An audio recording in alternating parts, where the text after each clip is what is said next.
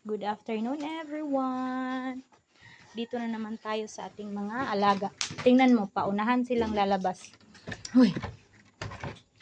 Ayan. Nabuksan na. Talagang gusto nilang kumawala. Pitan natin ng tali. Bakat sila lumabas, hindi natin sila mapipigilan.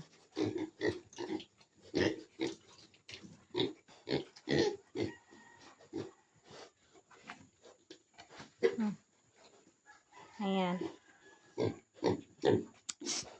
Gusto nilang kumawala. Ewan ko anong gawin nila sa labas. Mag-ano yata. Magbungkal ng lupa.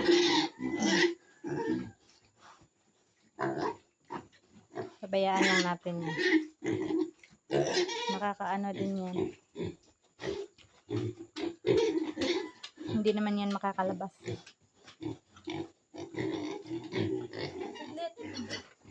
Da. Lo.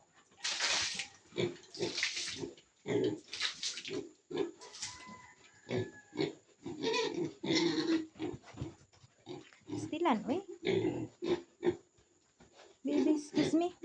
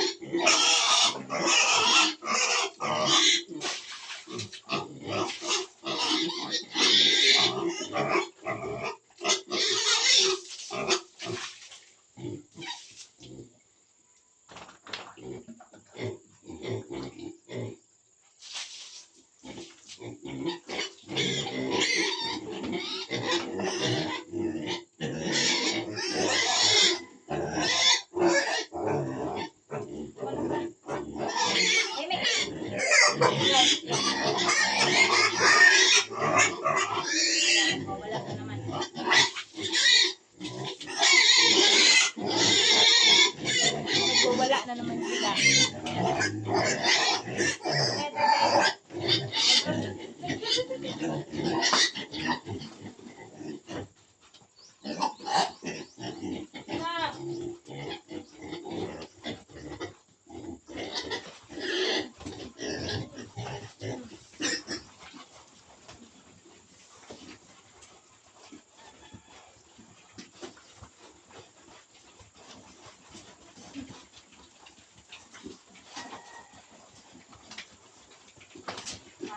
Yan. Aray, oy. Saba?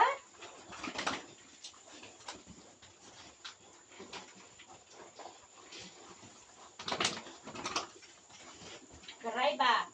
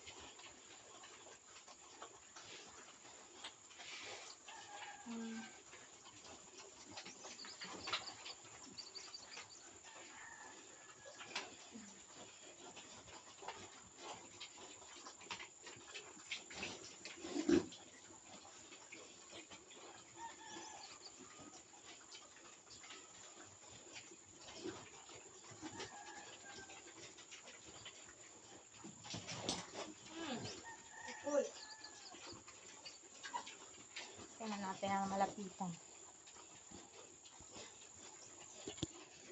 Basta na tuloy. Ayan.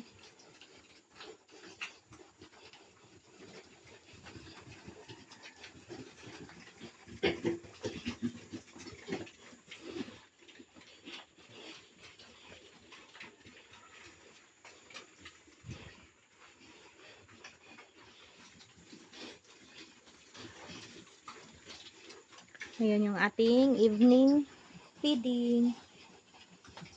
Mag-alas 5 na.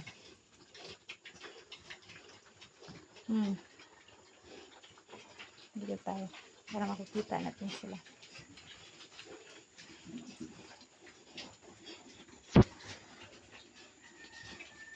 Ayan. Kitang-kita na yung mga alaga natin. Malapit ko na itong hindi mapasok dito sa kulungan nila dahil nang-aapak. Pag ito ay mag isang buwan, kalahati, ganun. Hindi mo na yun mapasok dito sa loob dahil pag ikay naapakan, talagang masakit na. Sakit na din sa paa at baka mamamaga yung paa natin. Mahirap din. Kaya yan.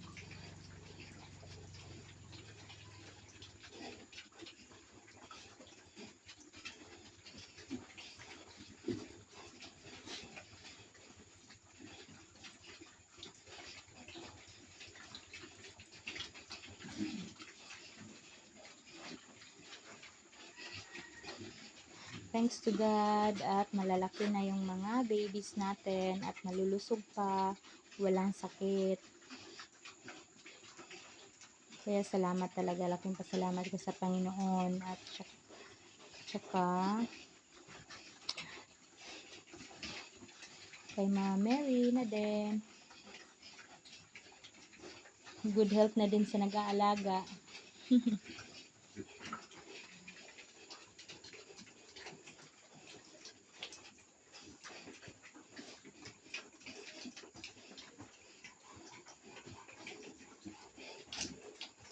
Pakitubig sila kasi nga dry feeding. Nakakatuwa tingnan.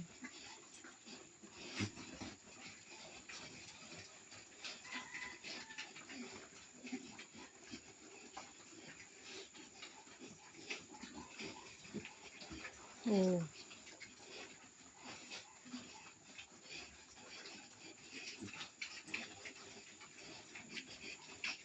Tanggal lahat ng nararamdaman mo dito. Nakakaramdam ka ng pagod, ng stress, matatanggal pag nakita mo yung mga alaga mo. Lalo na pag ganito yung nila, ganito sila kalakas kumain, tapos wala silang sakit, good health sila lagi. So, happy ka talaga.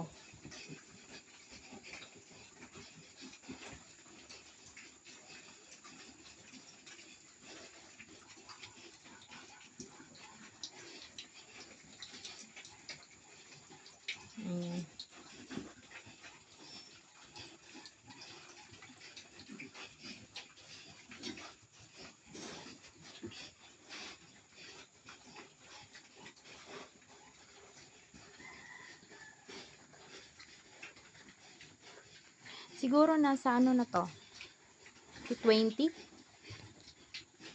20 kilos na to eh. Wala pa tong isang buwan mula nung pagwalay.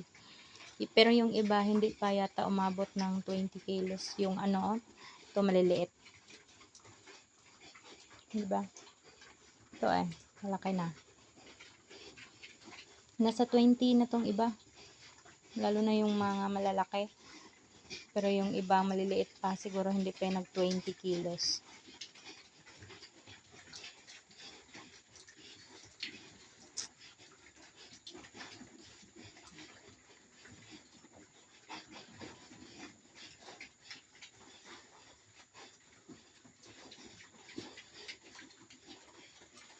Ano sa tingin niyo mga loves? Nagto 20 kilos na ba to?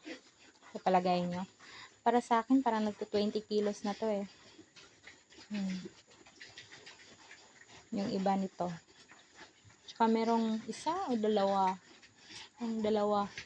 na hindi pa umabot ng 20. Itong ano, yung putoy, kumbaga sa Bisaya, yung maliliit baliba.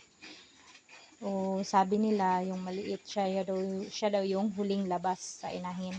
At saka yung pinakamalaki, siya daw yung naunang lumabas.